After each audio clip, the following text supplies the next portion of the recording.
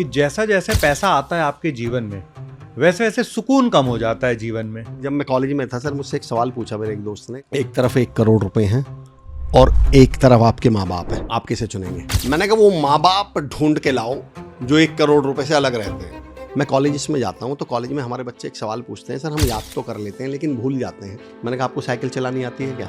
बोले जी आती है। मैंने कहा साइकिल कब आप याद करिए साइकिल या प्रैक्टिस करिए? साइकिल क्या करते हैं सर? प्रैक्टिस करते हैं। और आपने कभी देखा कोई ये कहता हूँ मैं साइकिल चलाना भूल गया? जो आजकल बहुत कल्चर है ना, ये जेनजी बड़ी बात करते हैं वर्क लाइफ बैलेंस वाली, जी। तो वो बैलेंस करते हुए यहाँ तक कैसे पहुंचे सर?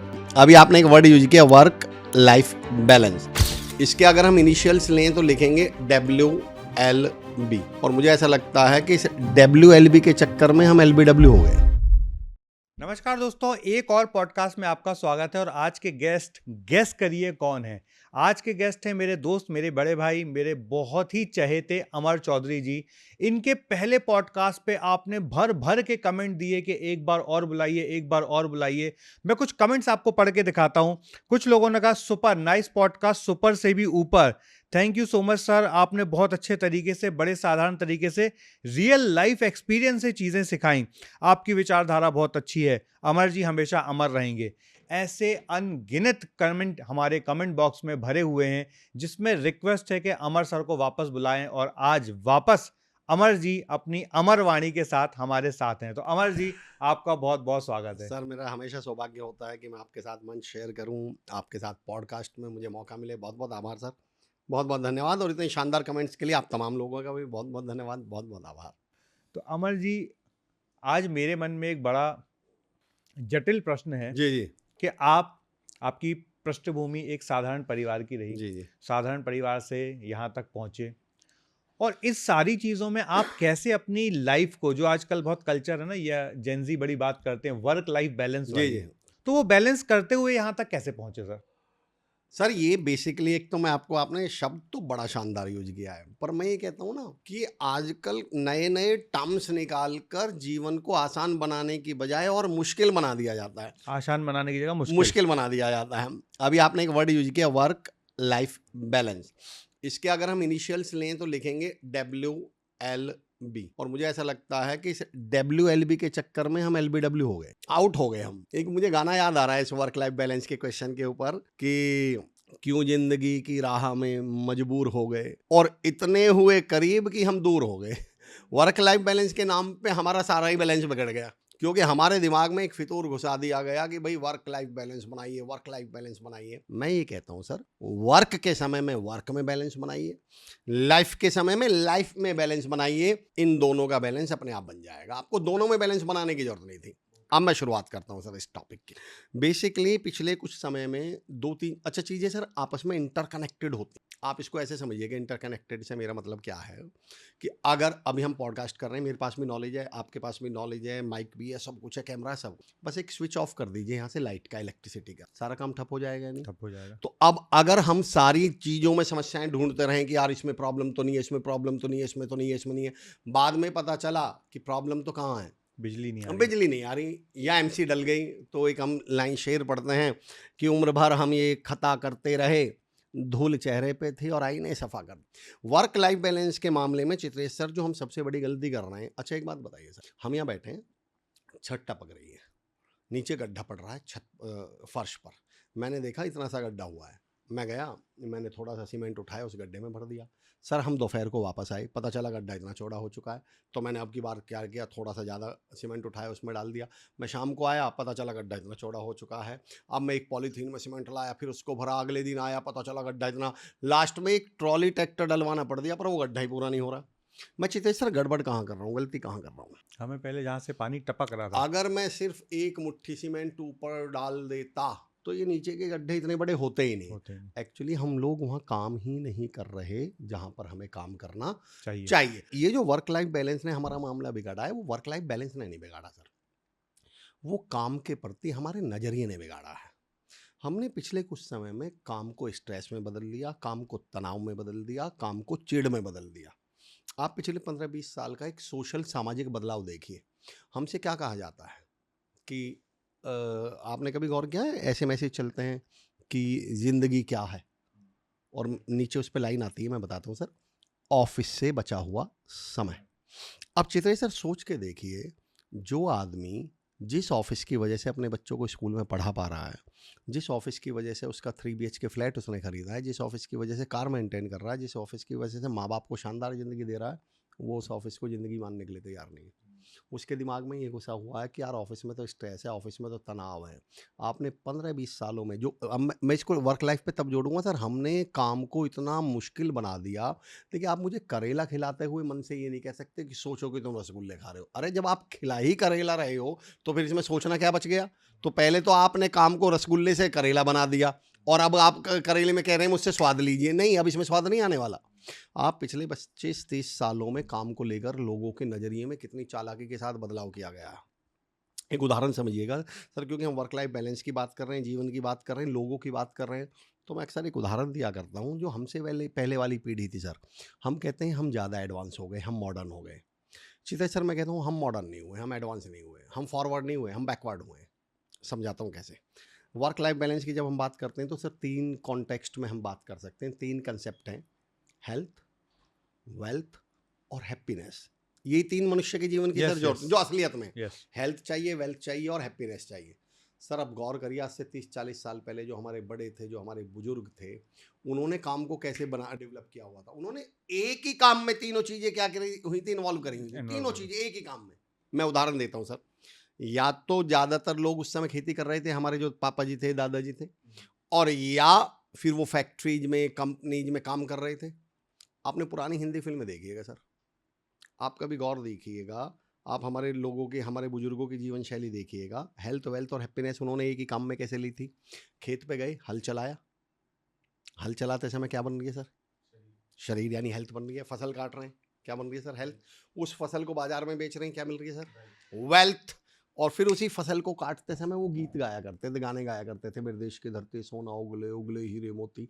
हमारे बुजुर्ग फैक्ट्री जा रहे थे, कर्मचारी मतलब कंपनियों में जा रहे थे, और वहाँ गीत गा रहे थे। काम कर रहे हैं, पैसा मिल रहा है, और काम करते हुए गीत गा रहे हैं। चमका पसीना बन के नगीना, याद है फैक्ट्रीज में पुरानी फिल्मों में दिखाए जाते थे। चित्रे सर पिछले 20 साल में किसी भी ऑफिस में, किसी भी कंपनी में, किसी फिल्म में एक गाना बताइए जिसने कंपनी में या लोगों को अपने वर्क प्लेस पर कोई गीत गाते हुए, गाना गुनगुनाते हुए या मस्ती करते हुए दिखाया हो? नहीं दिखाया, 20 साल में तो नहीं दिखाया। पिछले 20-25 सालों में हमारे दिमाग में जहर भर दिया गया कि ऑफिस तो स्ट्रेस की जगह, तनाव की जगह, काम में तो चिढ़ है, काम में तो परेशानी है, काम में तो दिक्कतें। अब हमने क्या कर दिया? हेल्थ वेल्थ के लिए ऑफिस जाओ, हेल्थ के लिए जिम जाओ, और हैप्पीनेस के लिए पब जाओ। सबको अलग अलग कर दिया। हमने काम में से खुशी निकाल दी। लोग अक्सर बोलते हैं कि जी मैं खुशी के लिए काम करता हूं। मैं कहता हूं नहीं, खुशी के लिए काम मत करिए। अगर चित्रे सर मैं तनख्वाह के लिए काम करूं तो मुझे महीने में कितने दिन तनख्वाह मिलेगी? एक ही दिन। एक ही दिन तो मिलेगी, चाहे मैं काम तो रोज करूंगा। हाँ। अगर मैं खुशी के लिए काम करूंगा तो महीने में एक दिन मिलेगी। मैं कहता हूँ खुशी के लिए काम मत करिए, खुश होकर काम करिए। और हमने ये खुश होकर काम करने बंद कर दिए, क्योंकि हमारे दिमाग में क्या जहर भर दिया गया है? काम में तो स्ट्रेस है, काम में तो तनाव है। अब एक बात बताइए, मैं अपनी ज़िंदगी का कितना हिस्सा ऑफिस में गुजारूंगा? लगभग 1/3 तो 1/3 गुजारते तो हैं। गुजारूंगा। आप मुझे एक बात बताइए सर, एक आदमी 1/3 जल जाए, आग लग जाए और उसका शरीर का 1/3 हिस्सा जल जाए, तो अब उसकी बाकी की लाइफ कैसी होगी, या बाकी का शरीर का हिस्सा भी कैसा होगा?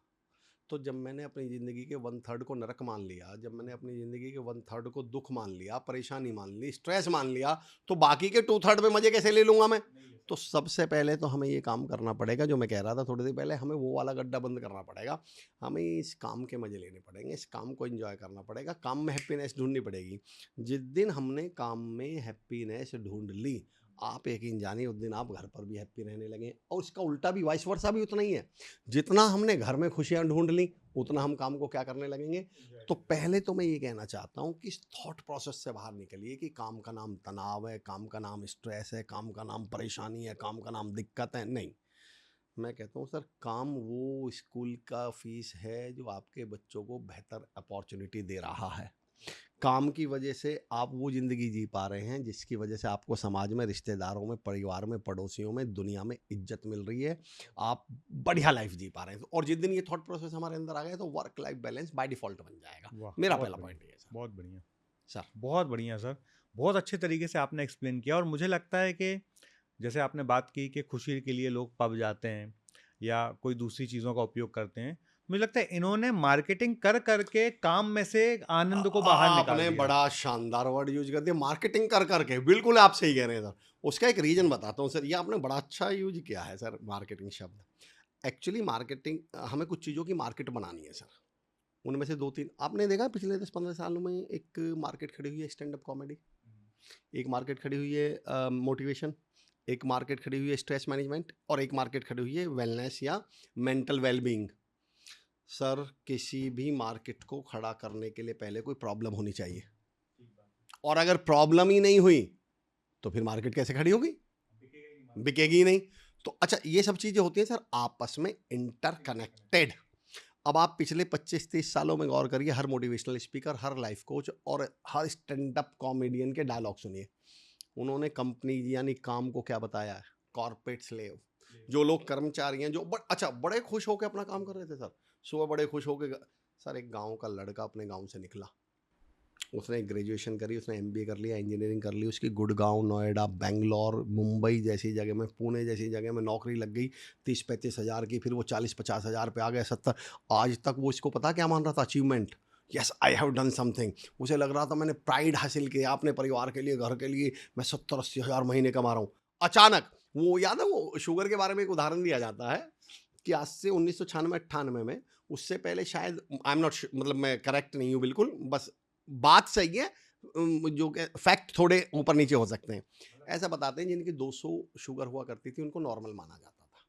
फिर 96 या 97 में कोई मेडिकल काउंसिल अमेरिका में है, उसकी एक दिन मीटिंग हुई और उसमें ये तय किया गया कि अब जो 140 पे होगा, मतलब उसको आफ्टर normal फूड, और जो 100 होगा उस पर बिफोर मील, उसको उसके ऊपर वालों को क्या मान लिया जाएगा? डायबिटिक। डायबिटिक। सर उस रात, जो रात को ठीक ठाक ये सोए थे कि हम हेल्दी हैं, स्वस्थ हैं, अगले दिन उनमें से 30% लोग क्या हो गए? डायबिटिक। तो वो सच में डायबिटिक थे क्या? भाई अगर मैं थोड़ी देर की मान लूँ ऐसी कोई मीटिंग हुई नहीं, तो वो डायबिटिक हैं क्या? नहीं थे। तो वो लड़का जो, अच्छा वो लड़की जो अपने घर से निकल के 30-35 हज़ार रुपये कमाकर, 40-50 हज़ार रुपये कमाकर, गुड़गांव, नोएडा किसी अच्छी जगह में रहकर अपने आप को प्राइड महसूस करता था या करती थी कि I have done something in my life, अचानक से उसने फिर एक स्टैंड अप का वीडियो देखा, फिर उसने मोटिवेशनल स्पीकर को सुना, तुम 9 से 5 की गुलामी करते हो, तुम दूसरों के इशारों पे चलते हो कि तुम्हें दूसरों की टॉर्चर सहने पर। अरे अब वो ये भूल गया कि मैं 40-50 हज़ार, 70 हज़ार रुपये कमा के कुछ, अब उसे क्या, ओ मेरे साथ तो गलत हो रहा है, मुझे स्ट्रेस में रखा जा रहा है, मुझे ये किया जा रहा है, मुझे वो। फिर हमने उस काम को अब क्या मान लिया? अब 9 to 5 की जॉब के बारे में डायलॉग सुनिए लोगों के। ज़िंदगी क्या है? ऑफिस से बचा हुआ समय। एक ने मुझे मैसेज भेजा करते थे, बहुत से 5-7 साल पहले की बात है, हैप्पी संडे। जब 5-7 बार ऐसा मैसेज आ गया, happy Sunday, happy Sunday, happy Sunday, क्योंकि उनकी नज़र में मंडे टू सैटरडे क्या है? नर्क। मंडे टू फ्राइडे तो नर्क है, उनको लगता है ज़िंदगी किस दिन है? संडे। तो मैंने, जब उसने 4-5 बार ऐसा भेज दिया, तो मैंने उनको एक लाइन लिखी, मैंने कहा दोस्त, संडे उनके हैप्पी होते हैं जिनके मंडे टू सैटरडे हैप्पी हुए हों।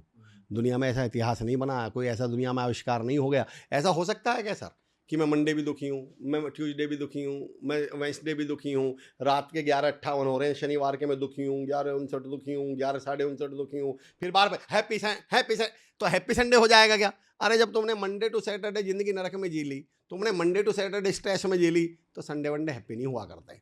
जिस दिन हम इस छोटी सी बात को, सर कुएं में ही भांग घुल गई, दिक्कत ये आ रही है कि कुएं में भांग घुल गई। मैंने कहा ना, उम्र भर हम ये खता करते रहे, हम लोगों को जो जड़ में है वहाँ पे भांग घोल दी गई है। और भांग क्या घोल दी गई है कि काम का मतलब है तनाव, काम का मतलब है स्ट्रेस, काम का मतलब है चिढ़, काम का मतलब है इरिटेशन। मैं एक टॉपिक मैंने शायद शेयर किया था पिछले पॉडकास्ट में, ट्रैपिंग। उसमें देखिए सर, आपने बड़ा मार्केटिंग शब्द का प्रयोग किया। आप देखिए कितनी चालाकी से तनाव को काम का हिस्सा बनाया गया। हमसे ये कहा, आपको हंसते हुए लोग ऑफिस में मिलते ही नहीं, मुस्कुराते हुए लोग ऑफिस में मिलते ही नहीं, हर आदमी तनावग्रस्त है, हर आदमी परेशान है, हर आदमी दुखी है। चालाकी देखो, चालाकी देखो, मार्केटिंग देखो सर। एक गाना आया था, हर सीने में जलन, आंखों में तूफान सा क्यों है, इस शहर में हर शख्स। सर कितने साल पहले आया था गाना ये? 40 साल हो गए सर, लगभग 1980-82 के करीब है। 40-42 साल हो गए सर। चित्रे सर, बड़ा कमाल की बात सुनिए, क्या 40-45 साल पहले सच में लोग तनाव में मिलते थे, स्ट्रेस में मिलते थे? उस समय तो लोग मस्त रहते थे, बड़े खुश रहते थे, पर उनके दिमाग में क्या भितूर डाला गया कि हर आदमी तनाव में घूम रहा है। अच्छा, ये चीजें हमारे पहले शब्दों में लाई जाती हैं, फिर हम क्या बोलने लगते हैं, यार हर आदमी आजकल स्ट्रेस में। कहाँ है? कहाँ है? लाओ मुझे बताओ कौन है स्ट्रेस में। पर बोल बोल के अब कॉमन ही बात क्या हो चुकी है, जहां बैठो यार आजकल हर आदमी ना डिप्रेशन में। मैंने कहा हर आदमी डिप्रेशन में? कहाँ, मैं उसका दिखाना पर्चा, कहाँ दवाई कहाँ चल रही है? लेकिन ऐसा बोल बोल के चीजों को, तनाव को, स्ट्रेस को, परेशानियों को क्या कर दिया गया, घोल दिए जीवन में। घोल नॉर्मलाइज कर दिया गया सर। आज से 35 साल पहले, 40 साल पहले, 20 साल पहले सर कोई जरा सा हमने तो वो जिंदगी जी है सर, कोई हल्का सा उदास या परेशान हो और आप हम उससे मिलें तो हम पहली लाइन क्या बोलते, क्या बात है यार, क्या बात है यार, थोड़ा सा परेशान लग रहा है। हाँ? यानी पहले परेशान होना क्या माना जाता था, बहुत बड़ा आश्चर्य का विषय। तकलीफ। हाँ, ऐसा है? ऐसे कैसे? और आज का डायलॉग सुना है सर, अरे यार चित्ते सर क्या बात है, बड़े खुशी लग रहे हो। हाँ। यानी अब खुश होना क्या मान लिया गया है? खुश कैसे हो सकता है यार, हाँ। समाज के खिलाफ चल रहा है, तनाव में रहे, परेशान रहे। यानी तनाव में रहना, परेशान होना हमने फैशन बना लिया, नॉर्मल बना दिया। नॉर्मल भी सर और फैशन भी। मतलब हमें ऐसा लगता है कि अगर आप तनाव में नहीं हो तो तुम जिम्मेदारी से अपना काम नहीं कर रहे हो। मैं कहा था ना, हंसते हुए लोग ऑफिस में क्यों नहीं मिलते। मैं अक्सर एक उदाहरण देता हूँ कि 2 लोग ऑफिस में हैं और एक बड़ा तनाव में माथा पकड़ के यूँ बैठा हुआ है, बहुत स्ट्रेस, बहुत तनाव में। आप अपने आपका ऑफिस है, 2 लोग ऑफिस में, आप लोगों से भी कह रहा हूँ मैं, और दूसरा बड़ा खिलखिला रहा, हंस रहा, मुस्कुरा रहा, और एक यूँ तनाव में बैठा, और मालिक आ जाए तो सर बताइए किसको समझेगा कि यार इसी को कंपनी की चिंता है, यही कंपनी को लेके जिम्मेदार है, इसी को पड़ी हुई है कंपनी की, कौन से के बारे में सोचेगा? जो तनाव में यूँ पड़ा हुआ, और हंसते हुए से हम ही क्या बोल देंगे, सारे ऐसे कहाँ काम नहीं कर रहे, काम चोर। तो चिराग शर्मा साहब का एक शेर है सर, हंसने पे क्या पता था कि जोकर बताएंगे, अब जिसको जो बताएंगे रोकर बताएंगे। तो अब हर आदमी अपने काम के बारे में लोगों को रो रो के बता रहा है, बहुत स्ट्रेस है जी, बहुत तनाव है जी। आप पुलिस डिपार्टमेंट में चले जाओ जी, बहुत तनाव है जी। मेडिकल में डॉक्टर के पास चले जाओ जी, बहुत तनाव है जी। टीचर ये कहते हैं, अरे सर भाई साहब क्या बताएं, हम तो बहुत तनाव में। जो माफ़ी के साथ उदाहरण दे रहा हूँ, जो 9 बजे ऑफिस जाके 2 बजे घर वापस आ रहे हैं, वो भी ये कह रहे हैं कि भैया काम बहुत सा, काम में प्रेशर बहुत है, तनाव बहुत है, काम बहुत कर, मैं फिर कह रहा हूँ काम बहुत कर रहे हैं। पर वही गाना सुना है, प्यार को प्यार ही रहने दो, कोई नाम ना दो। मैं हाथ जोड़ के लोगों से रिक्वेस्ट करता हूँ, इस काम को काम ही रहने दो, इसको खामखा का तनाव का नाम मत दे दीजिए, खामखा समस्या का नाम। ये सामाजिक बदलाव उचित है सर। एक पॉइंट यहाँ कह दूँ सर, फिर अगला सवाल पूछिएगा सर। पहले 25-30 साल पहले कोई समस्या भी होती थी ना सर, हमने शब्द बदल दिए, उन शब्दों ने हमारी दुनिया बदल दी। 25-30 साल पहले सर मेरे और आपको कोई प्रॉब्लम भी आ जाए ना, तो हम अपने भाई, चाचा, ताऊ के पास जाके, परिवार में डिस्कस कर लेते थे। डिस्कस से ज़्यादा मैं शब्दों पे बात कर रहा हूँ सर। पता हम जाके क्या बोलते थे, कि ताऊ जी एक बात है, हाँ, गौर करिए सर, एक बात है, यस यस यस, बात शब्द का प्रयोग करते थे। अब कोई नॉर्मल बात भी हो ना, तो मैं आपसे पता क्या, चिते सर एक प्रॉब्लम समस्या है, थी, एक हाँ। प्रॉब्लम थी सर, यस अब एक प्रॉब्लम थी। बहुत गहरी अब बात हम है सर। अब हम ये नहीं कहते, हम अपने बॉस से जाके ये बोलते ही नहीं सर एक बात है, हम क्या बोलते, सर एक प्रॉब्लम है। क्या प्रॉब्लम है सर? सुबह ना मैं सुबह से लेट हो जाता हूँ। ये बात भी तो हो सकती थी। ठीक बात है। सर सर एक प्रॉब्लम है। क्या प्रॉब्लम है सर? मैं ना पीपीटी पढ़ते समय, अरे ये एक बात थी जिसको आपने किस में बदल दिया, समस्या में। क्योंकि अब आपको ऐसा लग रहा। सर हमने क्या किया है, सिंपल सिंपल चीज़ों को, अब आपने देखा हो गलती किसी की मैं मानता नहीं, हम जैसे लोग भी इसमें दोषी हैं। नॉर्मल बात हम करने के लिए तैयार ही नहीं, हम जार्गन्स का प्रयोग करते हैं, बड़े बड़े शब्दों का। मैं एक शायद पॉडकास्ट में ही जिसमें कह रहा ज्यादा था, ध्यान आपके ऊपर आए। हम सिंपल चीज़ों को भी विराट रूप दे चुके हैं। वो मैं एक कहता तो हाथ जोड़ के बड़ी विनम्रता के साथ हूँ, पर वो सच्चाई है तो कहता हूँ कि आप एक कवि सम्मेलन देखना जिसमें 6 कवि आए होंगे और सुनने वाले 18, पर उसका बैनर पे गौर करना, लिखा होगा विराट कवि सम्मेलन। विराट, वो विराट है। आपको अब नॉर्मल कवि सम्मेलन मिल ही नहीं सकते। आप किसी भी भंडारे का बैनर देख लीजिएगा जिसमें सिर्फ 5 किलो आलू और 2.5 किलो भी आटा लगा होगा ना, वो नेक काम कर रहे हैं, बड़ा काम कर रहे हैं, विशाल भंडारा। विशाल भंडारा। आप नॉर्मल अब कुछ देख ही नहीं सकते। तो अब हमारी समस्याएं भी विशाल हो चुकी हैं, हमारी प्रॉब्लम भी विराट हो चुकी हैं। अच्छा हम इतने चालाक हैं, खुशियों के साथ नहीं लगा रहे ये शब्द हम पॉजिटिविटी के साथ ये शब्द प्रयोग नहीं कर रहे हैं। हमने अपने जीवन में इनको कहाँ लगाया है? समस्याओं के साथ।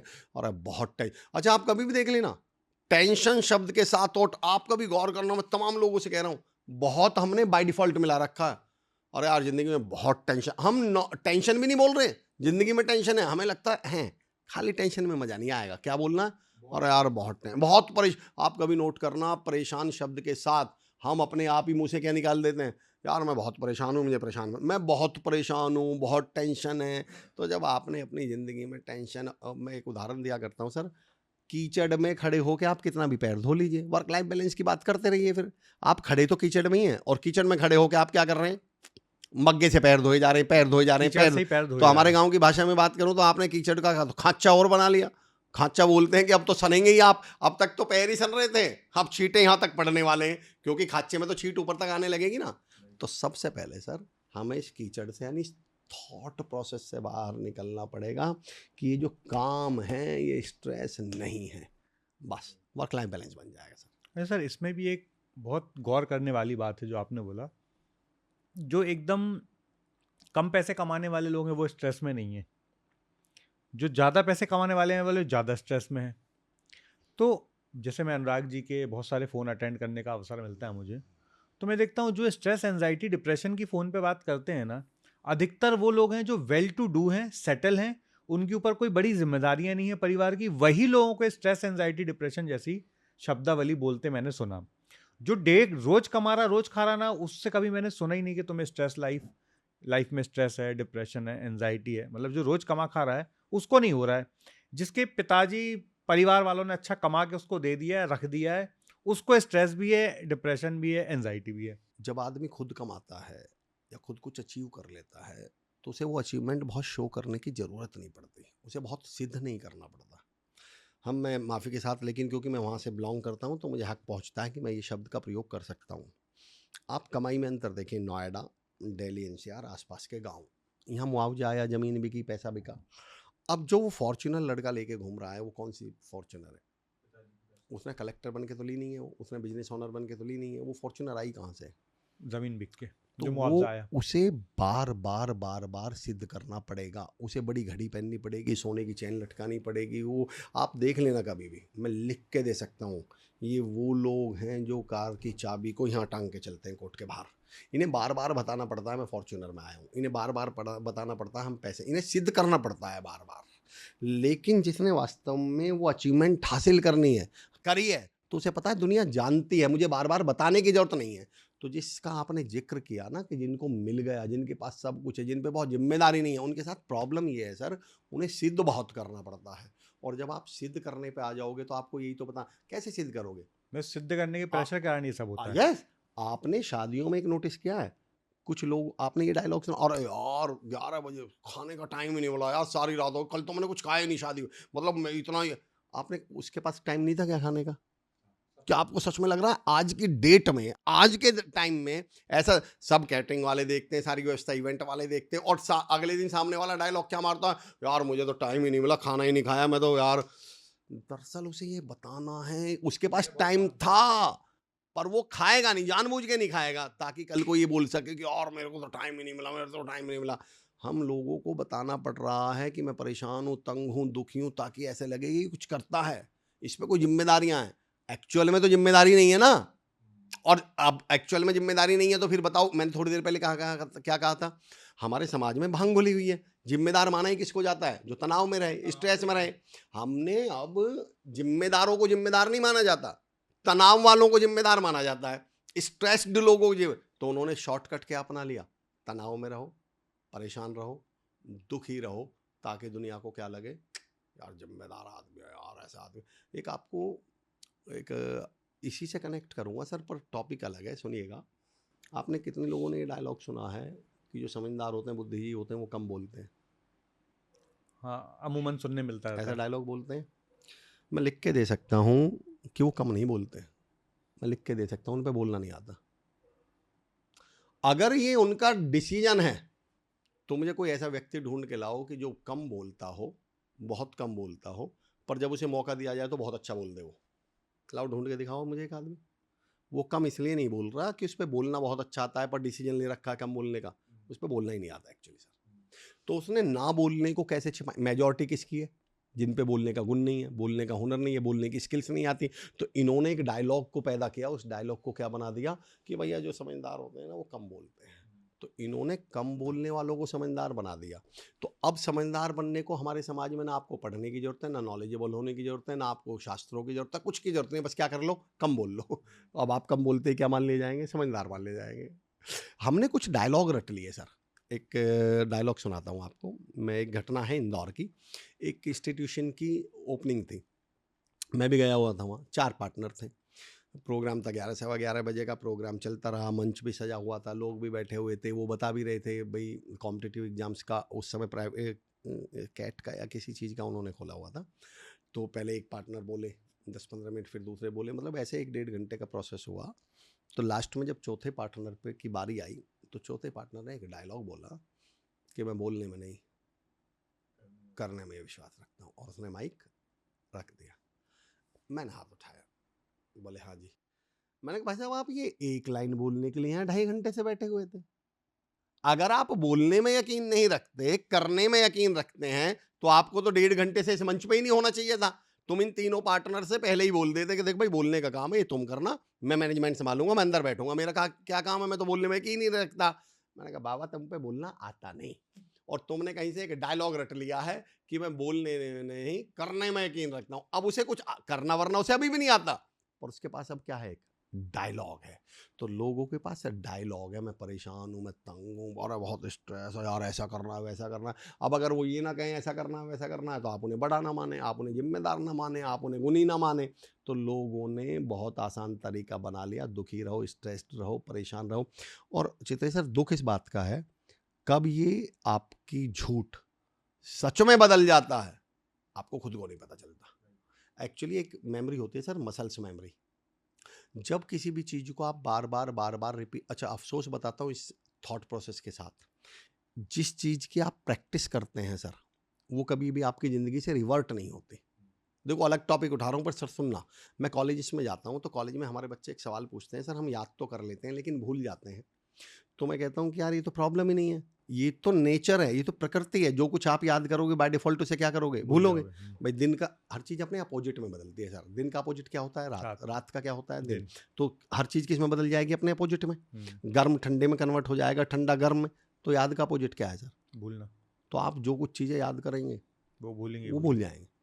पर मैं चुनौती देता हूँ, फिर वो पूछते हैं तो सर क्या करें, मैंने कहा याद मत करो। बोले जी क्या करें, मैं कहता हूँ प्रैक्टिस करो। बोले जी मतलब, मैंने कहा आपको साइकिल चलानी आती है क्या, बोले जी आती है।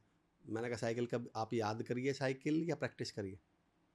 साइकिल क्या करते हैं सर, प्रैक्टिस करते हैं। और आपने कभी देखा कोई ये कहता हूँ मैं साइकिल चलाना भूल गया, एक बार सीख ली और 10 साल बाद भी चलानी पड़ जाए तो चला लेगा, साइकिल चला लेगा, क्योंकि उसने साइकिल याद नहीं करी। क्या करिए सर, प्रैक्टिस। आपको कोई आदमी मिला जो कहता हो कि 5 साल पहले मुझे तैरना आता था, मैं भूल गया। अगर किसी ने जिंदगी में एक बार तैरना सीख लिया तो वो परमानेंट 10 साल बाद भी 20 साल बाद भी तैर लेगा, लेगा, क्योंकि उसने तैरना याद किया सर, प्रैक्टिस कर प्रैक्टिस करिए। उसने कुकिंग याद करते हैं, प्रैक्टिस करते हैं सर, डांस याद करते हैं, प्रैक्टिस करते हैं। प्रैक्टिस का अपोजिट क्या है सर, प्रैक्टिस ना करना। ये तो कोई शब्द, भाई गो का अपोजिट नॉट गो तो हो नहीं सकता, कम का अपोजिट नॉट कम तो हो ही नहीं सकता। मैं लाखों लोगों से पूछ चुका हूँ सर, और गूगल सर्च करिएगा, प्रैक्टिस शब्द का धरती पर कोई अपोजिट नहीं होता। इसलिए चित्रेश सर अब गौर करना, जो जो चीजें हमने जीवन में प्रैक्टिस से सीखी हैं वो कभी रिवर्ट नहीं हुई। आपने कोई कमजोर बच्चा देखा जो ये कहता हूँ मैं चलना भूल गया, भाई पाइथागोरस थ्योरम भूल गया, आर्किमिडीज का प्रिंसिपल भूल गया, लॉ ऑफ न्यूटन भूल गया, पर चलना नहीं भूला, दुनिया का सबसे कमजोर बच्चा। अच्छा अब जो मैं प्रैक्टिकल उदाहरण दूंगा वो देखिएगा सर, दुनिया का कितना भी बेवकूफ़ बच्चा उठा लेना, स्कूल में जो ये कहता हो ये सदा फेल हुआ है, उस पर राष्ट्रगान सुन लेना, सुना देगा या नहीं।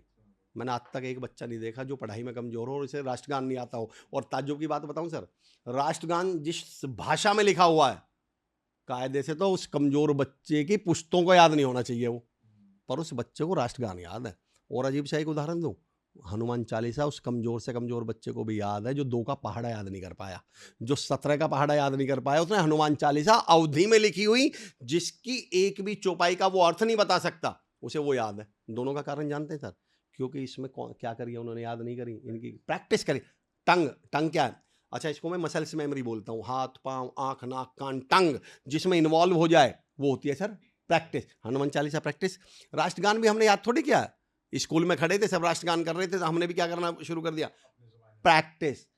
मैं बहुत परेशान हूँ, मैं बहुत दुखी हूँ, मैं तनाव में हूँ, इसकी हमने प्रैक्टिस बहुत कर ली एक्चुअली, और इतनी प्रैक्टिस कर ली, इतनी प्रैक्टिस कर ली, अभी हमारी ज़िंदगी में से निकलने के लिए तैयार नहीं है। अब हमें ऐसा लगता है 24 घंटे हम, अब इसे दुनिया की कोई ताकत निकाल नहीं पाएगी सर, अब इसकी हमें रिवर्स प्रैक्टिस करनी पड़ेगी। अब हमें कहना पड़ेगा मैं बहुत खुश हूँ, मैं बहुत अच्छा हूँ, मैं बहुत बढ़िया हूँ, पर इस पर फिर महान लोग उठेंगे, फिर कहें अरे सर ये तो बोलने की बात है, बोलने से क्या होता है। मैंने कहा यार बोलने से नहीं होता तो फिर यही क्यों बोलते फिरते हो इस दुनिया के सामने में। बहुत भाई अगर आपकी ये बात मैं मान लूं बोलने से कुछ नहीं होता, तो इस पूरी दुनिया को क्यों बताते फिर रहे हो मैं बहुत दुखी हूँ, क्यों ठीक बात है। बताते फिर रहे हो बहुत स्ट्रेस है, क्यों बताते फिर और आनंद ले लेके ये बताते भी हैं। मत बताओ भाई, फिर ये भी मत बताओ ना। ये बताते समय तो बोलने से सब कुछ होता है, और जैसे ही हम इसका सॉल्यूशन देंगे, एक्चुअली सर मैं आपको सही बताऊं, जो मजा विक्टिम बनने में है ना, हाँ, वही मैं बोल रहा हूँ, आनंद ले लेके बताते हैं। आनंद दुनिया का सबसे बड़ा मजा विक्टिम होने में है सर। मैं आपको इसको अब इसकी साइकोलॉजी जोड़ता हूँ सर। लोग दुखी, वर्क लाइफ बैलेंस बन क्यों नहीं रहा, क्योंकि उन्हें ऐसा लगता है अगर हमने ये बता दिया हम काम में खुश हैं तो मजा खत्म हो जाएगा, और ये बताने के लिए तंग रहना जरूरी है, तंग रहने के लिए ये बताना जरूरी है कि यार वर्क में स्ट्रेस बहुत है। क्यों ऐसा नहीं होता, मैं जो आपको उदाहरण दे रहा था कि हम लोग ऐसा करते क्यों नहीं है, क्योंकि हमें काम में अपने आप को 24 घंटे क्या बताना है, परेशान बताना है। विक्टिम में बता रहा था सर, विक्टिम होने में जो आनंद है इस धरती पे कहीं नहीं है दुनिया में सर। लोग मैं एक बुक पढ़ रहा था, उसमें एक बड़ी अच्छी लाइन लिखी थी कि हर इंसान की दिली तमन्ना है सेंटर ऑफ अट्रैक्शन, आकर्षण का केंद्र। किसी भी महफिल में हम बैठे हों सर, 25 लोग 50 लोग 20 लोग कहीं गए हों, किसी शादी में हम नाच रहे हों, हम किसी सेमिनार में बैठे हों, तो हर आदमी के मन में एक तमन्ना क्या होती है, यार सब मुझे देखें, मुझे देखें, मेरी बात करें, सबका मेरे ध्यान बारे में मुझ पर मेरी है। बात करें, मेरे अब इसके दो ही तरह हैं सर। या तो आपने इतनी मेहनत कर ली हो कि आप महेंद्र सिंह धोनी बन गए हो, तो आपने इतनी मेहनत कर ली हो आप सचिन तेंदुलकर बन गए हो, आप इतनी मेहनत कर चुके हो आप टाटा बन गए हो, अंबानी बन गए हो, आप इतने सक्सेसफुल बन गए हो कि लोग आपके बारे में बात करें। और नहीं तो दूसरा तरीका सर, आपके हाथ पे प्लास्टर चढ़ा हुआ हो।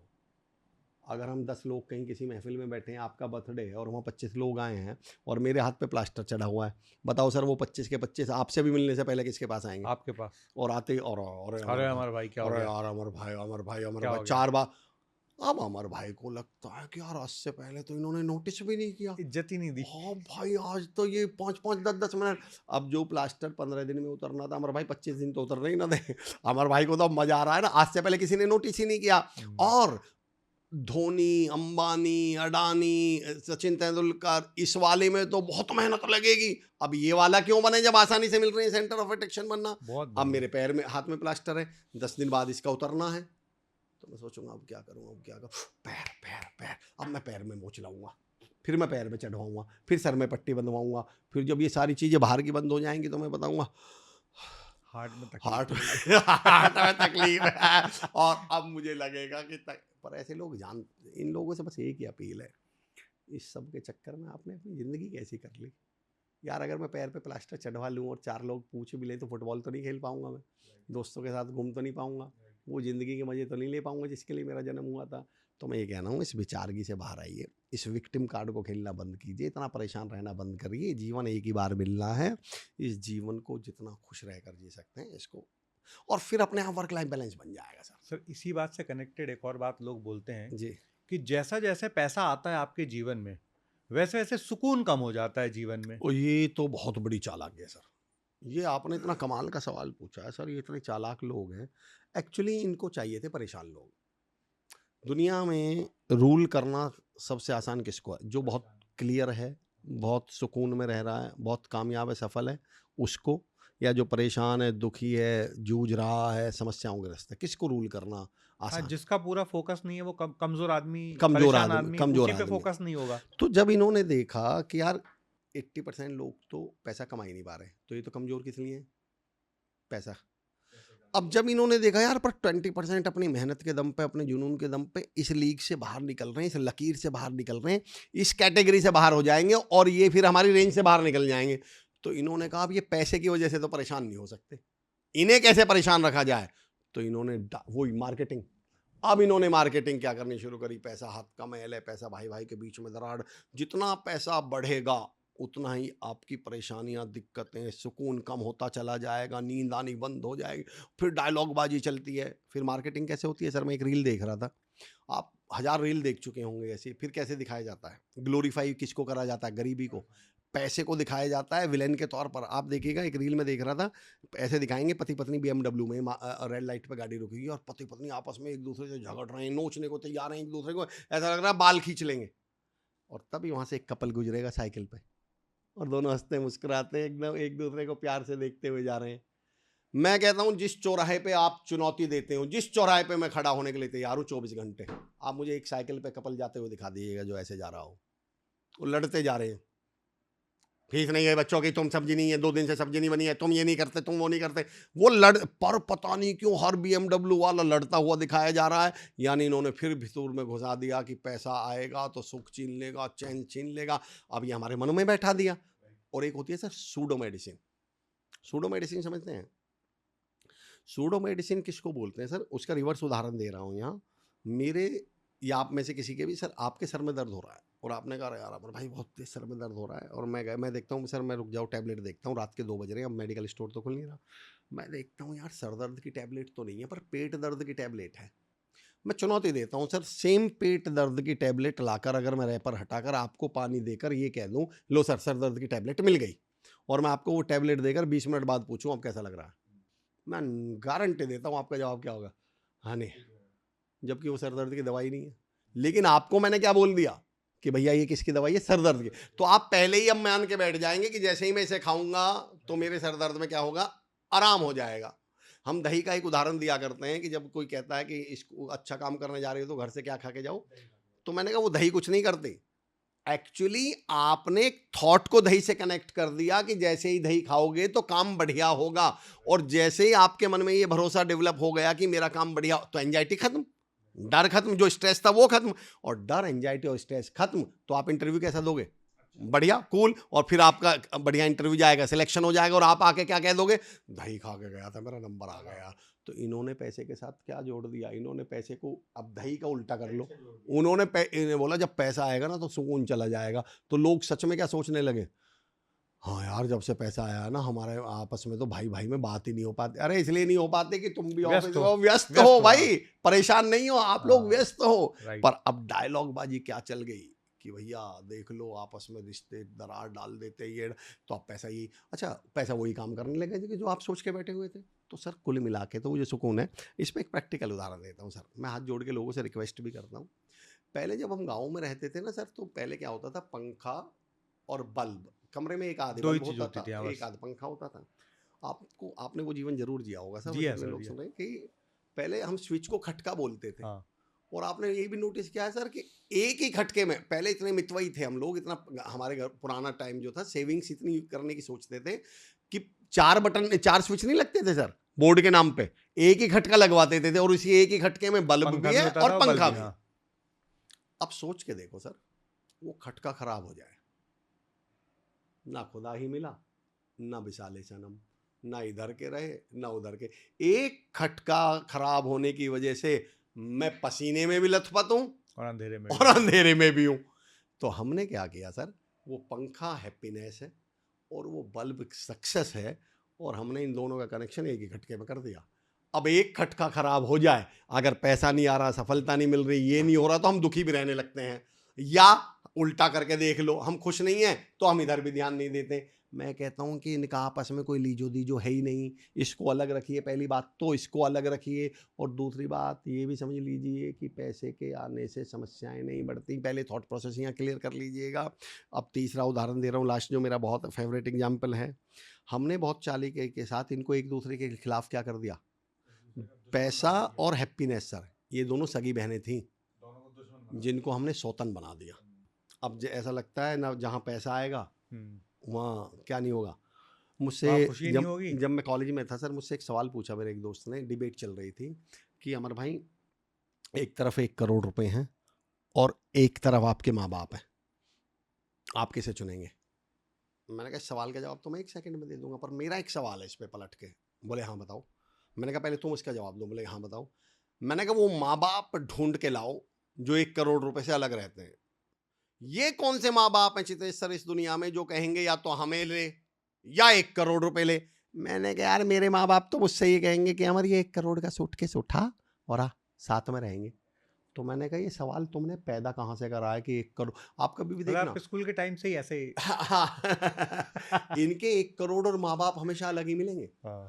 सर ट्रैपिंग किसको बोलते हैं? आपने एक मार्केटिंग वर्ड यूज किया था, साजिश किसको बोलते हैं? सुनिएगा, पिछले 25-30 साल में एक सवाल सुना है, क्या चाहिए, प्यार या परिवार, पैसा या परिवार? ये या शब्द पे गौर करिएगा, दुनिया का सबसे बड़ा साजिशन शब्द है ये या। मैंने तो इस पे ये कहा है सर, आप इस साजिश को देख रहे हो? इस साजिश ने बहुत चालाकी के साथ वो दो चीजें जो एक दूसरे की कॉम्प्लीमेंट्री थी, पूरक थी, दूसरे के साथ आ सकती थी, उन्हें चालाकी से क्या कर दिया? सेपरेट। अलग और अलग कर जबकि दिया। इसका कोई लॉजिक नहीं है। मैं सिद्ध करता हूँ लॉजिक कैसे नहीं है। पैसा और प्यार की जगह पैसा या प्यार कर दिया। हाँ, अब देखिए सर, अब मैं सिद्ध करता हूँ इनमें कोई लॉजिक नहीं है। मैं बताता हूँ कैसे। आपने ये डायलॉग सुना है, ये सेंटेंस सुना है इंटरव्यू में क्वेश्चन, और बड़े बड़े लोग पूछते हैं, इस पे डिबेट भी चलती है, टॉपिक दिया जाता है इस पे, what is more important, knowledge और एक्सपीरियंस? मैं अगर किसी भी व्यक्ति से हाथ उठाकर एक सवाल पूछ लूं, वो पूछते हैं क्या ज्यादा महत्वपूर्ण है, नॉलेज या अनुभव? अगर मैं सर पलट के ये सवाल पूछ लूं कि मुझे एक बंदा ढूंढ के लाओ इस धरती पर, इस पृथ्वी पर, एक बंदा जिस पे एक्सपीरियंस तो है पर नॉलेज नहीं है, ढूंढ के लाना। हो ही नहीं सकता। तो जब ऐसा है ही नहीं तो ये सवाल पैदा कैसे हो गया कि ज्यादा Right. महत्वपूर्ण क्या है?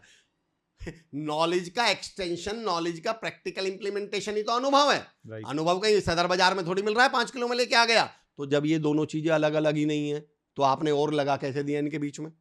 पर इस बेवकूफी के सवाल ने लोगों के दिमाग में what is more important, degree और हार्ड वर्क, ये दोनों एक दूसरे के पूरक हैं भाई। हमने दो पूरक चीजों को एक दूसरे से क्या कर दिया? अलग। इसलिए मैंने एक थ्योरी दी है सर कि इंग्लिश वाला और हटाइए और हिंदी वाला और लगाइए।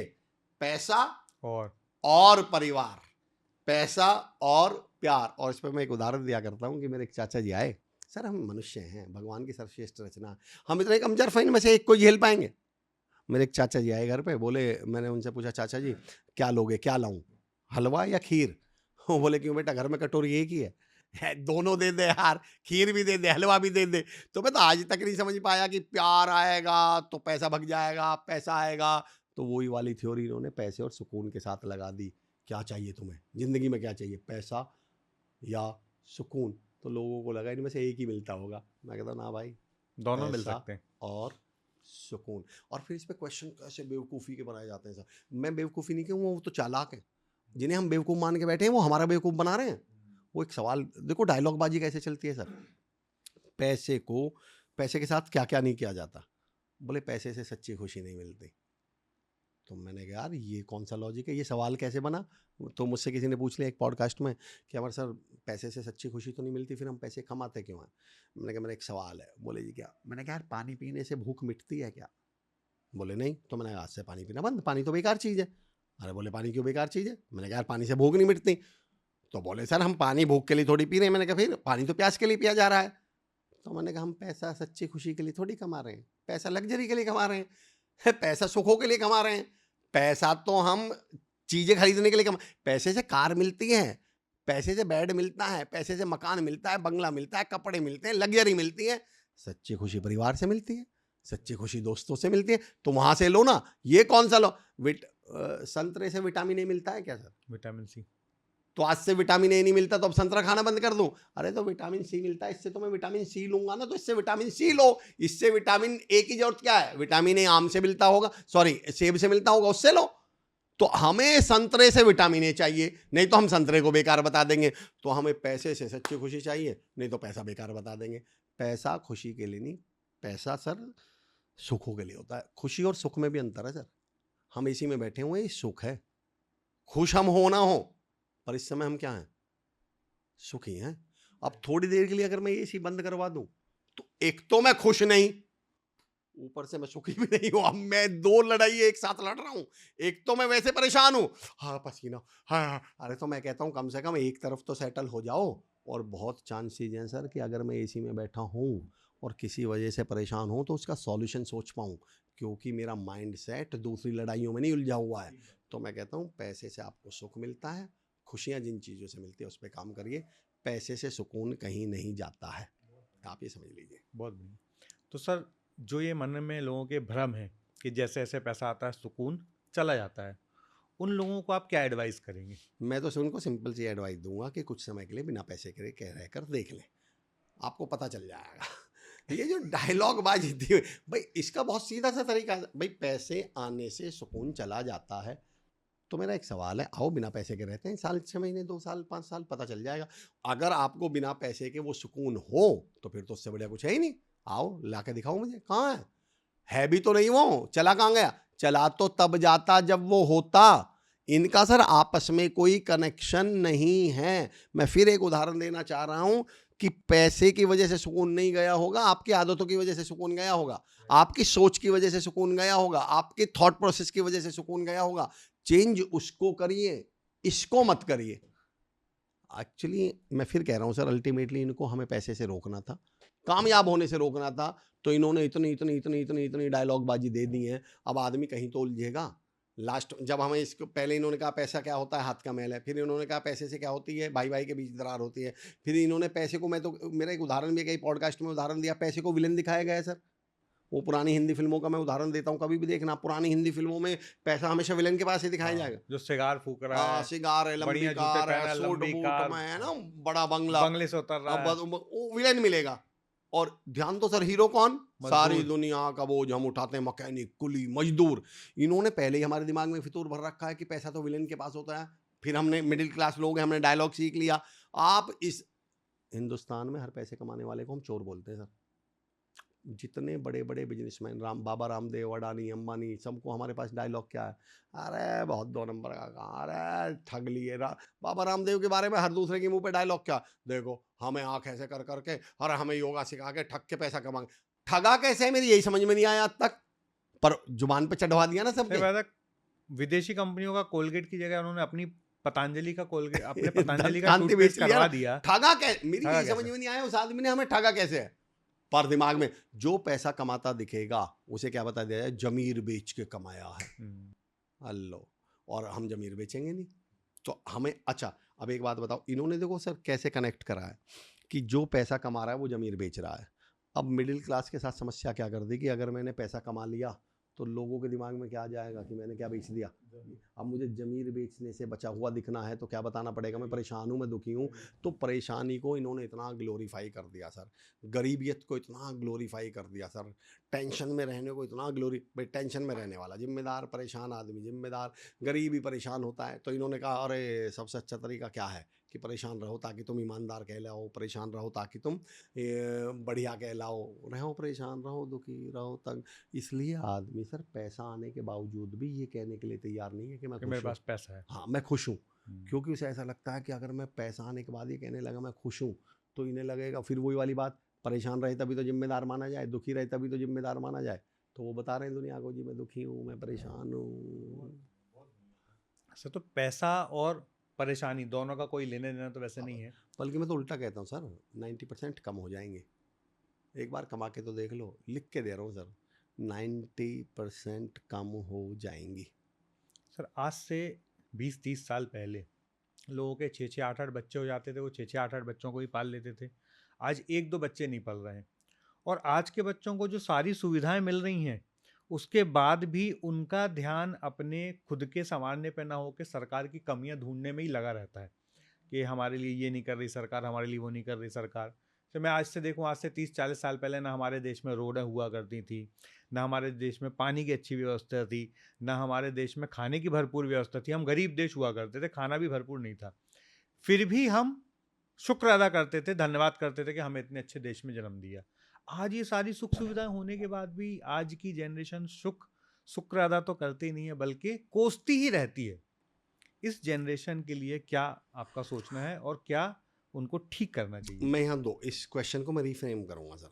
सरकार पे सवाल उठाना, सरकार से शिकायत करना, मैं तो इसे योग्यता मानता हूँ, इसको खूबी मानता हूँ, इसे तो सजगता का परिचय मानता हूँ। तो अगर हमारा यूथ और हमारा युवा शिकायतें कर रहा है, सरकार में कमियां ढूंढ रहा है क्या, लेकिन उसे बहाने के तौर पर यूज ना कर रहा हो, मुद्दा ये है। हमारे सवाल ये होने चाहिए, सरकारों को ये बिल्कुल करना चाहिए, जब भी तो हम सवाल नहीं उठाएंगे तो सवाल उठाएगा कौन। दूसरा आपका जो क्वेश्चन है, दूसरा पार्ट जो है कि हम कोसते जो रहते हैं, एक्चुअली सर ये सामाजिक बदलाव है। नहीं, सुख सुविधाएं होने के बाद जो कोसते हैं, हाँ कोस कि जैसे मुझे आपका भी पक्का बचपन वैसे ही गया होगा। मेरे बचपन में मैंने 200-200 मीटर दूर से पानी लेके आते थे घर पे पानी पीने के लिए। हाँ जी, सड़कें तो थी ही नहीं, सड़कों के नाम पे तो कुछ था ही नहीं। जिन जगह पे जाने में 3-4 घंटे लगते थे, अब वो 20 मिनट 25 मिनट आधे घंटे में पहुंच जाते हैं। तो ये तो सुविधाएं बढ़ गई। तो तब हम इसको कोसते नहीं थे, तब हम हमारी देश की परिस्थिति बताते थे। अब हम इसको कोसते हैं, ये सब कुछ जो अच्छा हो गया। मेरा एक विषय है सर, विषय पर वही जो आप बड़ी बात कह रहे हैं, एक्चुअली ये सब सामाजिक बदलाव है सर। मैं ये कहता हूँ कि आज से 20-30-40 साल पहले मेरे क्योंकि हम वर्क लाइफ बैलेंस पे लाइफ पे बात कर रहे हैं, तो मेरा ये मानना है आज से 25-30-40 साल पहले जिंदगी बड़ी मुश्किल थी, लोग बड़े सरल और आसान थे। अब जिंदगी बहुत आसान है, लोग बहुत कॉम्प्लिकेटेड है, हम बहुत मुश्किल हो गए सर। अभी आप उदाहरण दे रहे हैं लगातार, अगर पहले हमें अपने मामा जी के यहाँ जाना हो या मामा जी के हाल चाल भी जानने हो सर, तो कभी जब छुट्टियों में जाएंगे तो पता चलेगा अरे नानी को तो पीलिया हो गया था 3 महीने पहले, तब पता चलेगा जब हम जाएंगे साल भर बाद, तब पता चलेगा जो आपके कजिन नाना जी थे वो तो गुजर भी गए, साल भर बाद पता ही नहीं चल रहा कुछ। आज मुझे अगर मामा जी के हालचाल जानने हैं, बुआ जी के हालचाल जानने हैं, तो मुझे एक कॉल करना है या वीडियो कॉल भी कर सकता हूँ।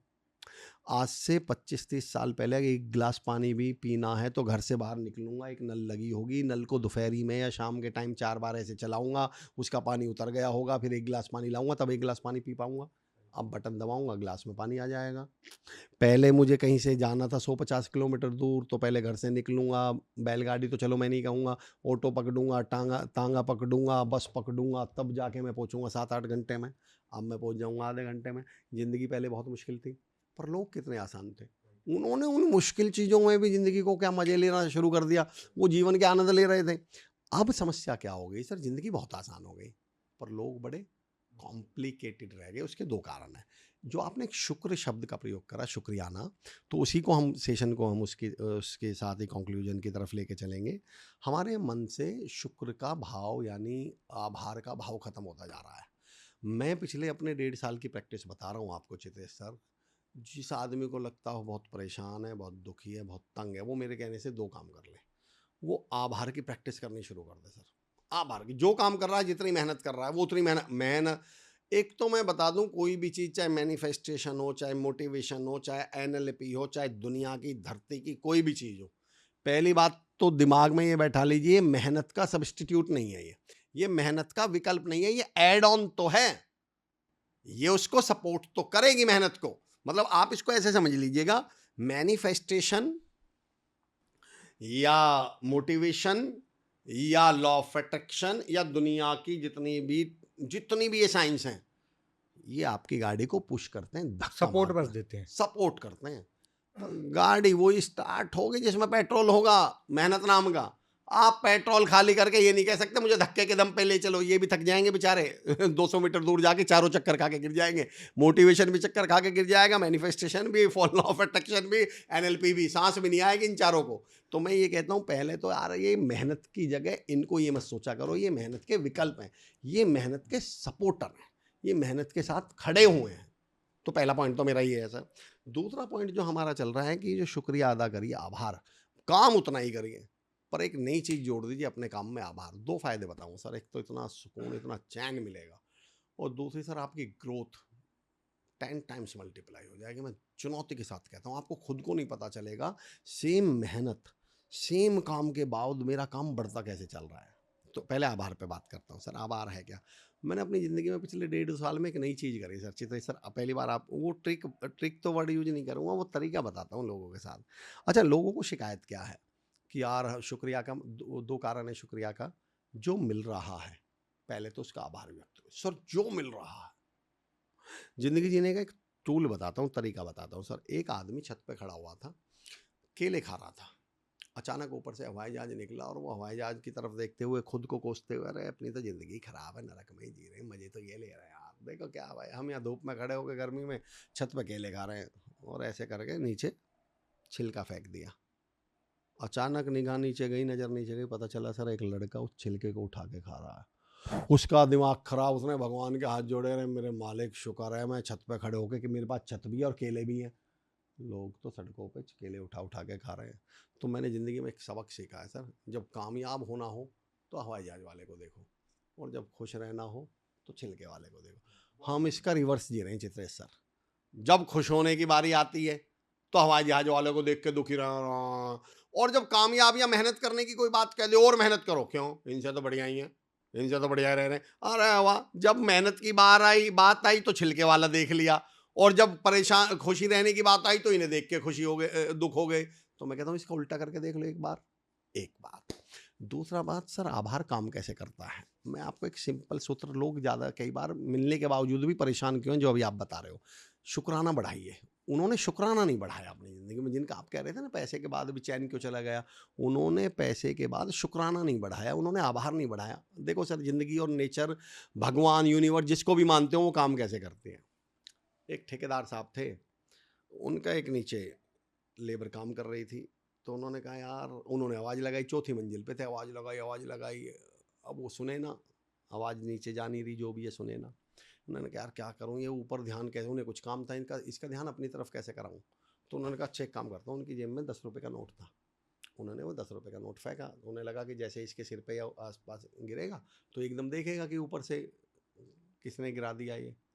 तो उन्होंने 10 का नोट फेंका, वो उसके यहाँ लगा, नीचे गिरा, उसने यूं करके 10 का नोट उठाया, चुप जेब में रख लिया, उसने नहीं देखा इधर और उधर भी। उसने कहा अरे यार, ये तो अभी भी नहीं देख रहा। अब उसने 20 का नोट फेंका, तो फिर उसको लगा कंधे पे गिरा, फिर नीचे उसने 20 का नोट भी चुप रख लिया। फिर उसने 100 का नोट फेंका, तो उसने तो ऊपर देख ही नहीं रहा बंदा। तो ठेकेदार ने कहा ये ऐसे नहीं देखेगा। ठेकेदार ने फिर एक कंकर उठाई और फेंक के मारी, उसके सिर्फ कान पे लगी। हाँ कौन है? ठेकेदार बोला पहले नहीं देख सकता था, वो ठेकेदार भगवान है। एक्चुअली वो हमें कुछ देता है, 10 देगा, कभी 50 देगा, कभी 100 देगा, और उसे देगा इस उम्मीद में कि ले एक आध बार तो ये कहेगा भगवान तेरे बड़े एहसान है। फिर जब भगवान कहता है कि वो बेटा ऐसे नहीं देखेगा ये, फिर भगवान फेंक के मारता है सर कंकड़, फिर भगवान फेंक के मारता है ईंट, और फिर हम यूँ करते हैं अरे मेरे भगवान मेरे साथ ऐसा हो। फिर भगवान कहता है अब भी तो ऊपर देख रहा है। तो मैं कहता हूँ जब भगवान कुछ दे रहा है तब ऊपर देख लो, चाहे वो 10 दे रहा हो, चाहे 20 दे रहा हो, 100 दे रहा हो। तो अगर खुश रहना है तो दो सबसे बड़ी बात शुक्राना, आभार, जितनी आभार की प्रैक्टिस कर सकते हो।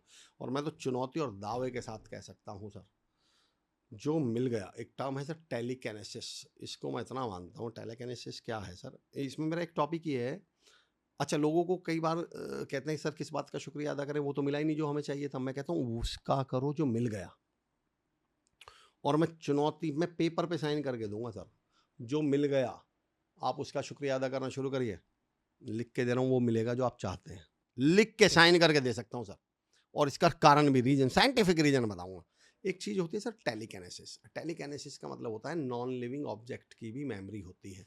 आपने कभी देखा सर, एज ए स्पीकर जब हम स्टेज पे चढ़ते हैं तो स्टेज को ऐसे टच करके हाथ जोड़ते हैं। मेरा सवाल, स्टेज तो नॉन लिविंग लकड़ी का बना हुआ है, पत्थर का बना होगा, आपने उस नॉन लिविंग ऑब्जेक्ट के पैर क्यों छुए? इसका मतलब हम मानते भी और जानते भी हैं कि नॉन लिविंग ऑब्जेक्ट की भी मेमोरी और फीलिंग होती है। आपने कभी देखा कार लेके आते हैं तो हम पूजा कराने मंदिर मस्जिद या जहाँ भी हम गुरुद्वारा लेकर जाएंगे, मेरा सवाल, नॉन लिविंग कार को, निर्जीव कार को कैसे मालूम मेरी पूजा कराई गई है? इसका मतलब हम मानते भी हैं और जानते भी हैं कि नॉन लिविंग ऑब्जेक्ट में भी क्या होती है, मेमोरी और फीलिंग होती है। राम जी को देखा होगा, हमने सीरियल देखे, धार्मिक सीरियल, जब तीर चलाए जाते थे तो पहले तीर को नमन किया जाता था। कैसे मालूम तीर को मेरे को नमन किया जा रहा है?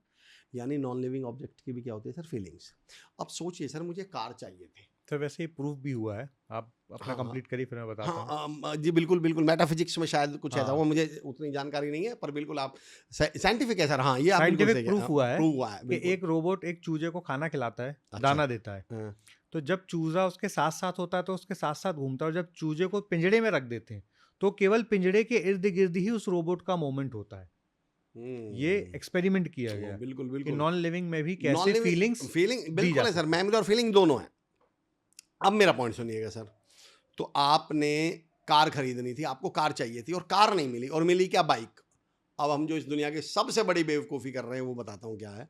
हम जो बाइक मिली वो तो हमें चाहिए नहीं थी, हम उसकी दुर्गति करनी शुरू कर देंगे सर। उसकी इज्जत नहीं करेंगे, ना कपड़ा टाइम पे मार रहे, ना पेट्रोल टाइम पे डलवा रहे, ना सर्विस टाइम पे करवा रहे, उसकी दुर्गति कर ली।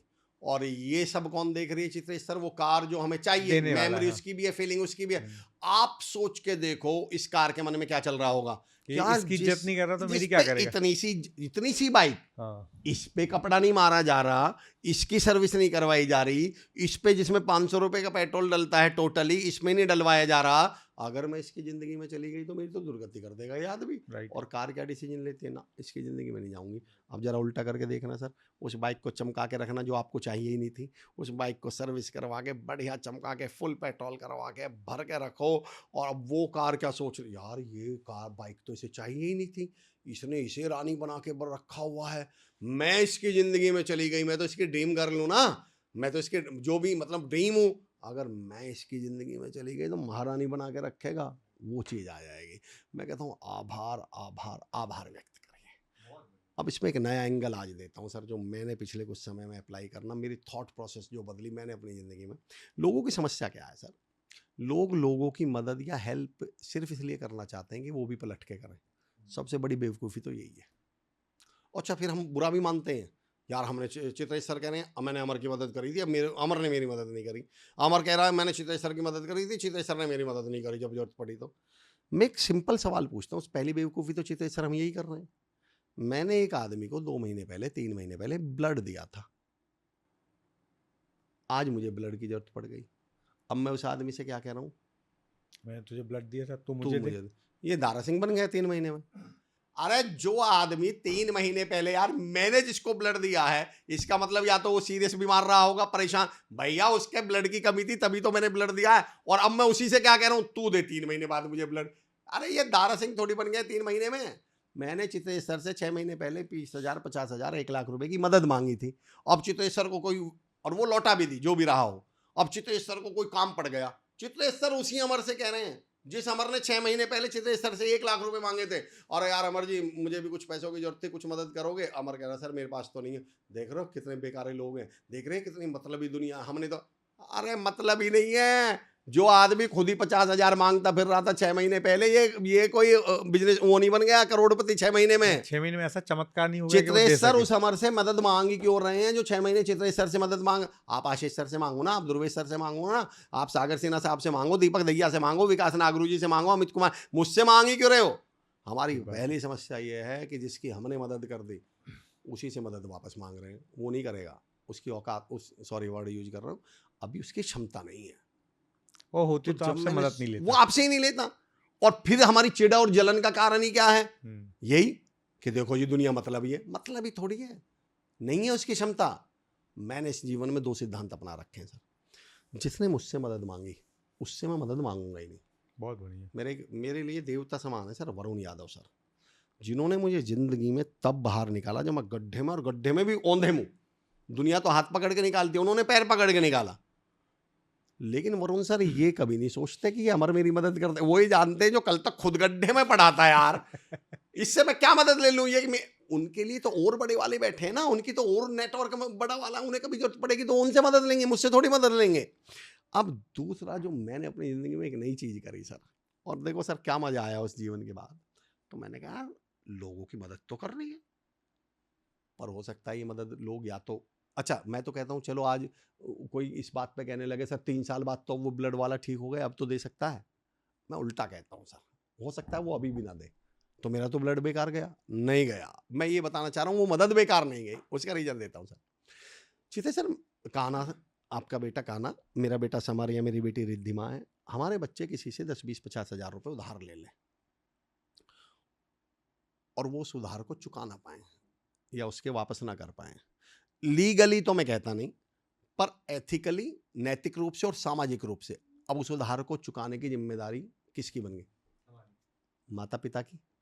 अगर बच्चों ने किसी से कोई उधार लिया और वो बच्चे उसका उधार वापस नहीं कर पाए, तो अब सामाजिक और नैतिक जिम्मेदारी किसकी बनती है, कौन चुकाएंगे। और हमारे समाज में ऐसा ही होता है, फिर माँ बाप क्या कहते हैं, अरे यार चल छोड़ हम दे देंगे।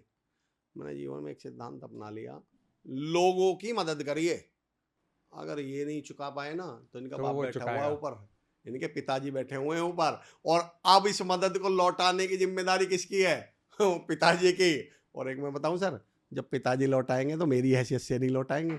अगर मैं अंबानी से भीख भी मांग लूँ ना तो अंबानी मेरे हिसाब से 100 रुपये निकाल के जेब से नहीं देगा, अंबानी अपनी हैसियत से देगा। तो मैंने कहा वाह वाह बहुत अच्छा है, बच्चों की मदद, संतानों की मदद करो, संतानों की, क्योंकि जिस दिन पिताजी वापस करने पे आ गए फिर पिताजी अपने हिसाब से करेंगे, वो फिर 1 लाख के 1 लाख नहीं देंगे, पिताजी की भी तो अपनी इज्जत है, बहुत बढ़िया। पिताजी 1 करोड़ देंगे, पिताजी 10 करोड़ देंगे। तो मैं तो सिंपल कहता हूँ लोगों की हेल्प करिए, लोगों की मदद करिए, भगवान का आभार व्यक्त करिए और आप अपनी ज़िंदगी में मज़े देखिए, फिर क्या जीवन बहुत में बढ़िया, आता है। बहुत बढ़िया अमर जी। और मैं उसको मेरे खुद के जीवन से भी रिलेट कर पा रहा हूँ। कुछ समय पहले मैं किन्हीं के साथ काम करता था, तो मेरा स्वभाव था कि मैं किसी के लिए भी हमेशा हेल्पफुल, उनका मदद कर देता था। तो मेरे जो पार्टनर थे वो हमेशा मुझे इस बात पे डांटते थे, क्या तू सबके लिए करता है, अपने लिए नहीं सोचता है। और मैं बोलता था यार जो अपने पास है उनके काम आ सकता है तो दे देना चाहिए। इस बात को लेके हमारे उनके बीच में हर बार तीखी तकरार होती रहती थी। आज सर इस बात से मैं बिल्कुल 100% आपकी इस बात से कोरिलेट कर पा रहा हूँ कि जो मदद मैंने उनके लिए की थी जिनसे आज मेरे संपर्क भी नहीं है, परमात्मा मुझे वहां वहां से मदद दे रहा है जिनको मैं जानता भी नहीं हूँ। आपके इस व्यवहार का तो एक जीता जागता सबूत मैं भी बैठा हूँ सर। जब मैं आपके साथ जुड़ा, मैं अक्सर लोगों को जब आपके बारे में बताता हूँ तो मैं ये बताता हूँ कि चित्रेश सर को तो हमसे यही उम्मीद नहीं थी पलट के भी कुछ मिल जाएगा। आपने, आपकी पहला डायलॉग आज भी मुझे याद है कि क्या दोगे आप मुझे, क्या दे दोगे? हम तो आप पहले आप तो कुछ बन जाओ, देने लेने की तो बाद में, और जब बन जाएंगे तो 10 बनेंगे, 2 भी वापस कर गए तो भी बहुत है। तो भी इतना मिल जाएगा। तो सर आपका तो मैं जीता जागता उदाहरण हूँ। एक्चुअली सर मैं फिर कहता हूँ, हमें ये जो आप कह रहे थे ना, आपको किसी ने ऐसा कहा, हम लोगों ने ज़िंदगी को इतना कॉम्प्लिकेटेड बना लिया। आपने एक डायलॉग सुना होगा, जब आप अपनी टीम से, अपने लोगों से, अपनी कलीग से बढ़िया व्यवहार करते हैं, बड़ा खुल के मिलते हो, ओपनली मिलते हो, हंसमुख हो, तो आपको कोई ना कोई एक डायलॉग चिपकाएगा आपका क्लोज वाला, साथ वाला, यार चित्रेश भाई, यार अमर भाई, बी प्रोफेशनल। हाँ, बी प्रोफेशनल। अगर मैं इसकी शुद्ध हिंदी करूँ ना सर, तो इनका मतलब है प्रोफेशनल के नाम पे कमीने बन जाओ, बदतमीज बन जाओ। इनके लिए प्रोफेशनल का एक ही मतलब है, मुंह सीधे, मुंह किसी से बात मत करो, किसी को ढंग में ट्रीट मत करो, सबकी औकात बता के रखो। ये इनके लिए प्रोफेशनल के मतलब हो गए। जब क्यों नहीं कहते ये प्रोफेशनल बनने के लिए आप किसी को सर्विस टाइम पे मत दो, ये कहते ही नहीं, अरे यार अमर भाई गलत बात है, बी प्रोफेशनल यार, हमें टाइम पे सर्विस देनी चाहिए। आप किसी को मतलब फॉलो अप मत करो, ये कहते ही नहीं बी प्रोफेशनल का सबने एक ही मतलब निकाल रखा है कि बदतमीज बनो, लोगों से सीधे मुंह बात मत करो, ढंग, अपना काम ईमानदारी से करो। ये बी प्रोफेशनल में कहीं आता ही नहीं। आपको कोई सलाह नहीं देता मिलेगा इस बात की। अपना काम वक्त से पहले पूरा करो, कोई सलाह देता नहीं मिलेगा। कोई कहता ही नहीं मिलेगा कि ऑफिस टाइम पे पहुंचा करो, टाइम से ऑफिस खोला करो, नहीं, ये हमारे प्रोफेशनलिज्म में आते ही नहीं है।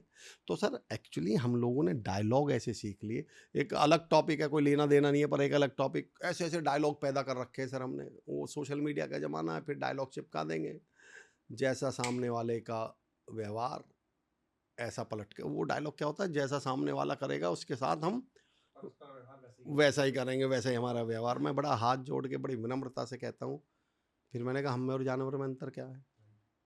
अगर हम सेम कुत्ते को सर मैं यूं सहलाऊं, कुत्ता क्या करेगा? चाटेगा मेरे पैर। और मैं कुत्ते को यूं कर दूं तो क्या करेगा कुत्ता? तो हम कुत्ते हैं? मतलब किसी ने आके यूं सहला दिया तो चाटने लग गए पैर उसके, और किसी ने हमें यूं कर दिया तो काटने लगे, फिर हम तो जानवर बन गए इसका मतलब। और बड़ा ऐसे बता रहा है जैसे इसने बहुत ऑक्सफोर्ड से डिग्री हासिल कर ली हो ये करके, कि जैसा सामने वाले का व्यवहार। अरे इंसान बनाए भगवान ने, मनुष्य बनाए भगवान ने, हम में इतनी अकल होनी चाहिए। सामने वाले का व्यवहार गलत भी है तो इस समय मेरा व्यवहार तो ऐसा ही रहेगा। सामने वाले, तू जो एक शेर है सर, मैं हमेशा उस पर बहुत यकीन करता हूँ कि तू जो ये बदजुबान बोलता है, तू नहीं, तेरा खानदान बोलता है। भाई तुम्हारे बदतमीज होने के साथ मैं भी बदतमीज हो जाऊं क्या तुम्हारे साथ? एक उदाहरण देता हूँ सर, अलग उदाहरण है। मेरा एक दोस्त अखबार बांटता था, तो एक बार हम भी चले गए उसके साथ। तो छुट्टी 1-2 दिन चले जाते थे, तो वो एक घर में एक सीनियर सिटीजन थे, तो वो जैसे ही वो अखबार डाले तो उनसे उल्टा सीधा 1-2 गाली भी दे दे, लड़का हाँ करके निकल जाए। मैं 2-3 बार, जैसे कभी किसी महीने 2-3 बार जब गया हम, तो मैंने उससे कहा, तू ये तुम्हें गाली देते हैं यार, तू, मैंने कहा अब की बार तुझे, हम चलेंगे, हम 2-3 लोग थे, अब की बार हम चलेंगे और हम ऐसा कर देंगे, वो कर देंगे। कैसे दे देगा ऐसे गाली? और मैंने कहा तू भी देना, हम देख लेंगे। तो मतलब उस समय थोड़े वैसे थे ना, हम भी बालक बुद्धि थी। उस लड़के का, दोस्त का जवाब सुनिए सर। अरे बोले नहीं अमर भाई, फिर तो ये जीत जाएगा। बोले जी मतलब? बोले ये आदमी सुबह सुबह, ये है तनावग्रस्त परेशान आत्मा, ये आदमी मुझे गाली इसलिए देता है, इसकी जीत ही इस बात में है कि मैं पलट के इसको गाली दे दूं। मैं बोले मैं तो इसे ना गाली दे दे के परेशान करूंगा, ना गाली दे दे के रुलाऊंगा। इसका असली टॉर्चर तो इस बात में है कि मैं इसे पलट के ही गाली ना दूं, और ये रोज इसे ना यार, और यार मेरे स्ट्रेस का ट्रांसफर इस तरफ तो हो ही नहीं रहा, मैं तो तनाव में हूँ, मैं परेशानी में हूँ, इसकी तरफ तो ट्रांसफर हो ही नहीं, और हम दुनिया भर के ट्रांसफर करवाई जा रहे हैं, करवाए जा रहे हैं, करवाए जा रहे हैं। अरे सामने वाला स्ट्रेस में, सामने वाला तनाव में है, उसका स्ट्रेस खुद घर क्यों लेके आ रहे हो? हमें शौक है इस बात का। देखो मैंने मुंह तोड़ जवाब दे दिया। आपने डायलॉग, हमने डायलॉग सर, एक तो इस देश को ना, हम लोगों का सामाजिक जीवन बर्बाद किया इन डायलॉगों ने। मैं ईंट का जवाब पत्थर से देता हूँ, मैं ऐसे लोगों से हाथ जोड़कर पूछता हूँ, कभी फूल का जवाब गुलदस्ते से दिया है? भाई तुम इतने ही बड़े वाले हो, ईंट का जवाब पत्थर से देने तो कोई भी बदतमीज बिना पढ़ा लिखा कोई भी दे सकता है। इसके लिए डिग्री थोड़ी करनी पड़ती है, इसके लिए मनुष्य होना थोड़ी जरूरी है। ईंट का जवाब तो कोई भी पत्थर से दे दे। मनुष्य वो है जो फूल का जवाब गुलदस्ते से दो ना। हमारी जिंदगी में हमारे साथ किसी रिश्तेदार ने बुरा कर दिया सर, किसी ने नौकरी छुड़वा दी, बुरा कर दिया, कोई हमारे कुछ भी बुरा कर दिया, सोशल मीडिया और बोलचाल के माध्यम से पूरी दुनिया को पता चल जाएगा कि मेरे रिश्तेदार ने मेरे साथ ऐसा किया। जिसने नौकरी लगवाई थी उसका तो किसी को नहीं पता चलने दिया तुमने। किसी रिश्तेदार ने, किसी एक आध रिश्तेदार ने तो इस दुनिया में आपकी मदद करी होगी, उसका तो कभी सोशल मीडिया पे पोस्ट नहीं देखा मैंने आपका। एक्चुअली हम लोगों को बदतमीजी करने में जो स्वाद आता है, हम इसको बदतमीज लोगों को भी ग्लोरीफाई किया हुआ है सर। आपने वो डायलॉग सुना है? भाई पेट का साफ है, जो जो मन में होता है ना वही बोल देता है, पेट का साफ है बिल्कुल। तो मैंने कहा फिर तो हर बदतमीज आदमी को तुम पेट का साफ, हर विनम्र आदमी को हमने चालू बना दिया सर। कोई विनम्रता से, पोलाइटली, बहुत तमीज से बात कर ले तो बताओ हमारा ये डायलॉग बहुत बहुत मीठा है भाई, बहुत चालू, कुछ जरूर वो काम निकालना जरूर चाहता है। कोई काम होगा। हाँ। और कोई मुंह फट बदतमीजी का भाई मुंह पे बोल देता है। हर आदमी आजकल मुंह पे बोल रहा है, हर आदमी बदतमीज हो गया। इसका मतलब तो फिर तो यार सॉफ्ट स्किल्स नाम की इस धरती पे कोई चीज ही नहीं रही। हर विनम्र आदमी को अपनी सत्यता सिद्ध करनी पड़ रही है सर। राइट। क्योंकि मैं तो खुद बहुत पोलाइट हूँ ना, तो मैंने तो ये जिंदगी में बहुत दंश झेला है। और बड़ा अमर भाई, और अमर भाई, अरे मैंने, अब समस्या ये है कि सर आप जरा सा पोलाइटली, अच्छा आप किसी से प्यार से बात कर जाओ, आप किसी की तारीफ कर ही नहीं सकते। आप समाज में तारीफ करते ही तो पहला डायलॉग क्या, हमारे घरों में डायलॉग बता देता हूँ, बेटी पापा की तारीफ कर दे तो पापा का पहला ही हाँ कितने पैसे चाहिए बता। हमारे दिमागों में घुसा दिया गया, कोई तुम्हारी तारीफ कर रहा है तो मतलब निकाल रहा होगा, मक्खन लगा रहा होगा, तुमसे कोई काम पड़ रहा होता। अब ना कोई किसी की तारीफ करने के लिए तैयार, ना कोई पोलाइटली बोलने के लिए तैयार, इसलिए हर आदमी बदतमीजी कर रहा है। जब बदतमीजी करोगे तो यही तो बताओगे कि मैं बहुत स्ट्रेस में हूँ, तनाव। जब सारे ही बदतमीजी करेंगे तो स्ट्रेस ही पैदा होगा, तनाव ही पैदा होगा, फिर सॉल्यूशन कहाँ से आए? तो सारे कुएं में भांग घुली हुई है। तो मैं एक चीज़ें मैं ये कहना चाह रहा हूँ, पहले तो ये थॉट प्रोसेस बदलो। कुछ लोगों की तारीफ करो, कुछ लोगों से पोलाइटली बोलो, ईंट का जवाब पत्थर से देना बंद कर दो, फूल का जवाब गुलदस्ते दे दो, 2 4 5 लोगों के नाम, ऐसे लोगों के भी नाम बता दो जिन्होंने मदद करी थी। अच्छा इस पे डायलॉग क्या देंगे, हमें तो आज तक दुनिया में कोई ऐसा मिला ही नहीं। पता है मैं इसमें क्या बोलता हूँ? मैं एक डायरेक्ट सेलिंग कंपनी का सेशन ले रहा था सर, उसको इससे जोड़ूंगा। 38 साल पुरानी इंटरनेशनल कंपनी, कई साल पहले की बात है, 10 12 साल पहले की बात है। तो एक डायलॉग कॉमन होता है डायरेक्ट सेलिंग इंडस्ट्री में, कॉमन क्वेश्चन होता है। तो सेशन के बाद एक साहब खड़े हुए, बोले सर अगर हमने ज्वाइन करी और कंपनी भाग गई तो? उसे लगा मैं कुछ जवाब दूंगा, सफाई दूंगा। मैंने उससे पलट के सवाल पूछा, मैंने यार तुम अपने आप को इतना बड़ा मनहूस क्यों समझ रहे हो कि जो कंपनी 38 साल से नहीं भगी वो तुम्हारे ज्वाइन करते ही भगेगी? तुम अपने आप को इतना बड़ा वाला मनहूस मानते हो कि आज तक 38 साल में कंपनी नहीं भगी, तुम्हारे ज्वाइन करते ही भग जाएगी? तो जो लोग ये बोलते हैं ना जी हमें तो दुनिया में कोई ढंग का मिला ही नहीं, कोई अच्छा इंसान ही नहीं मिला, तो मैं कहता हूँ तुम इतने बड़े वाले मनहूस हो कि तुम 135 40 करोड़ की जनसंख्या में एक अच्छा इंसान ही नहीं टकराया जिसने तुम्हारी आज तक मदद करी हो। तो मैंने सोच के देखना कि तुम कितने बड़े वाले मनहूस होगे। नहीं तो दुनिया में इतने अच्छे तो अभी भी बच रहे हैं सर, कभी तो मिल जाते, कभी तो टकरा जाते। तो मैं ये बता दूं, ये बहुत बड़प्पन की बात नहीं है कि तुम्हें कोई अच्छा नहीं मिला। आज के बाद जो ऐसा मिल जाए ना, जो ये कहता हूँ, मैं तो उन्हें कहता हूँ कि मैंने यार इतने बड़े मनहूस हो यार, तुम इतने बेकार हो कि तुम्हें कोई भगवान ने एक अच्छा ही तुम्हारी जिंदगी में नहीं लिख रखा। तो मैंने कहा थोड़ा अपने आप पे काम कर लो फिर। तो सर मेरा तो सिंपल सा ये मानना है। बहुत बढ़िया सर, हंसा हंसा के रुला दिया आपने। हाँ ये जरूरी है सर। सर मज़ा आ गया, हंसते हंसते रुला दिया आपने। पर जो बातें आपने कही, जो भी आपने एग्जाम्पल लिए, जो भी आपने आज की संरचना के हिसाब से चीज़ें बताई, वो बिल्कुल सटीक है कि व्यक्ति अपने जीवन में खुद को इतना मनहूस मान लेता है कि जो चीज़ें 38 साल से सेटल हैं वो भी उसके आने से चली जाएगी, या उसको पूरे कायनात में कोई एक अच्छा भला आदमी नहीं मिलता। तो अमर जी, हमने 2 3 बातें जो की, इन सबको एक सारांश में यदि आप कहना चाहें कि हमने सबसे पहले वर्क लाइफ बैलेंस की बात कर ली, फिर दुनिया जो हमारे जहन में जहर घोल देती है उसकी बात कर ली, फिर तनाव और पैसे की बात कर ली कि पैसा और तनाव कैसे एक दूसरे का पूरक बना दिया हमने आज, जो पूरक है नहीं। इन सबको यदि हम लास्ट सवाल में समराइज करें, तो सबको समराइज करते हुए आप हमारे ऑडियंस को क्या एक सीख देना चाहेंगे? मैं एक सीख देता हूँ सर, जिसके 3 पार्ट्स हैं। पहला, मैं 3 हिस्सों में इस बात को बोलता हूँ कि जीवन को ना सर इतना कॉम्प्लिकेटेड मत बनाइए, इतना मुश्किल मत बनाइए। मैं अक्सर अपनी ट्रेनिंग्स में एक उदाहरण देता हूँ, ज़िंदगी दही की तरह है।